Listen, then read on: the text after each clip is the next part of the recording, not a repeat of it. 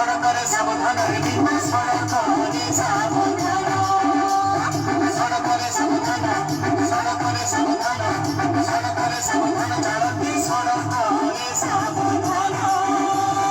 ପଥ ପ୍ରାନ୍ତ ନାଟକୀୟ ମାଧ୍ୟମରେ ସଡ଼କ ସୁରକ୍ଷାକୁ ନେଇ ସଚେତନ କରାଇଲା ଚଣ୍ଡିଖୋଲ ଆଞ୍ଚଳିକ ପରିବହନ। ଯାଜପୁର ଜିଲ୍ଲା ସୁକିନ୍ଦା ହनुमान ଛକଠାରେ ପଥ ପ୍ରାନ୍ତ ନାଟକ ଦ୍ୱାରା ଚଣ୍ଡିଖୋଲ ପରିବହନ ବିଭାଗ ପକ୍ଷରୁ ସଡ଼କ ସୁରକ୍ଷା ମାସ 2026 ପାଳନ କରାଯାଇଛି।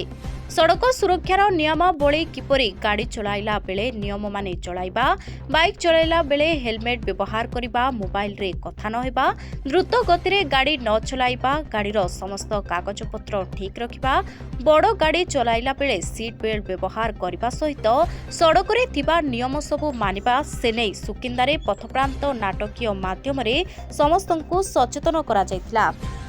ଚଲେଇବାନି, ମୋବାଇଲରେ ଫୋନରେ କଥା ହେଇ ଗାଡ଼ି ଚଲେଇବାନି। ଆପଣମାନେ ଯେତେ ପିଲାମାନେ ଅଛନ୍ତି ତାକୁ ସମସ୍ତେ ଯେତିକି ଲୋକ ଆଜି ଶୁଣିଲେ ଦେଖିଲେ ଆପଣମାନଙ୍କୁ ଭଲ ଲାଗିଥିବ ମୁଁ ଜାଣିଛି।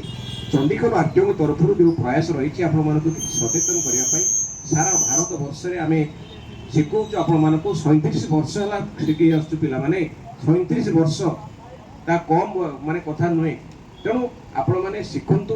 ଆପଣମାନଙ୍କ ପରିବାର ବଡ଼ ଭାଇମାନେ, ବୋଉ ବାପା ଯେଉଁମାନେ ଗାଡ଼ି ଚଲାଉଛନ୍ତି ତାଙ୍କୁ କୁହନ୍ତୁ ସବୁବେଳେ ହେଲମେଟ୍ ପିନ୍ଧିବେ, ଚାରି ଚକିଆ ଗାଡ଼ି ସିଟ୍ ବେଲ୍ଟ ପିନ୍ଧିବେ, ଦ୍ରୁତ ଗତିରେ କେବେ ଚଲେଇବେନି, ନିଶାପାନ କରି ଗାଡ଼ି ଚଲେଇବେନି, ମୋବାଇଲ ଫୋନରେ କଥା ହେଇ କେବେ ଗାଡ଼ି ଚଲେଇବେନି।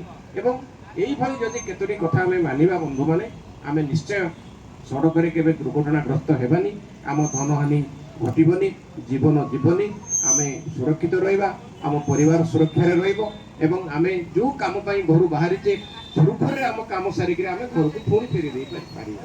ତେଣୁ ଆପଣମାନେ ଯେଉଁମାନେ ଆମ ଭିତରୁ ବର୍ତ୍ତମାନ ଅଛନ୍ତି, ମୁଁ କହିଛି ଭାରତ ବର୍ଷରେ ଘଣ୍ଟାକୁ ଆମେ ଯେତେ ଘଣ୍ଟା ହେଲେଣି ବର୍ତ୍ତମାନ 25 ଜଣ ମରିସାରିବେଣି। ଚିନ୍ତା କରନ୍ତୁ, ସେମାନେ ସକାଳୁ ଯେଉଁ ଆସିଥିବେ ଯେଉଁ କାମ ପାଇଁ, ସେମାନଙ୍କ ଭାବିଥିଲେ ଆମେ ରାସ୍ତାରେ ମରିଯିବୁ।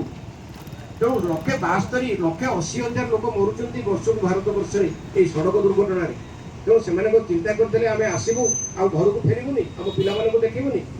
ତେଣୁ ବନ୍ଧୁମାନେ ଟିକେ ସତର୍କ ହୁଅନ୍ତୁ, ରାସ୍ତାରେ ସାବଧାନତାର ସହ ଗାଡ଼ି ଚଲାନ୍ତୁ, ନିଜେ ରାସ୍ତା ବ୍ୟବହାର କରନ୍ତୁ। ଆପଣଙ୍କ ସାଇକେଲରେ ଯାଆନ୍ତୁ, ଚାଲିକି ଯାଆନ୍ତୁ, କେଉଁଥିରେ ବି ଯାଆନ୍ତୁ।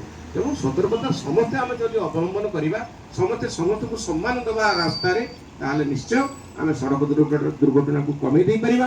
ଏବଂ ଏଠି ଯେଉଁ ଧନହାନି ଘଟୁଛି, ଜୀବନହାନି ଘଟୁଛି, ଆମେ ସରକାରଙ୍କର ଯେଉଁ ପଇସା ଖର୍ଚ୍ଚ କରୁଛନ୍ତି ତାକୁ ଆମେ ସେ କାର୍ଯ୍ୟକାରୀ ସଫଳ ହୋଇପାରିବ ବୋଲି ମୁଁ ଆଶା ରଖୁଛି। ଧନ୍ୟବାଦ ଆପଣମାନେ ବହୁ ସଂଖ୍ୟାରେ ଆମମାନଙ୍କୁ ଶୁଣିଥିବାରୁ, ଦେଖିଥିବାରୁ ଏବଂ ଆପଣମାନଙ୍କୁ ସେଇ ନିବେଦନ ପୁଣି ରହୁଛି, ଆପଣ ଏ ବାବଦରେ ଟିକେ ଚିନ୍ତା କରନ୍ତୁ। ନମସ୍କାର।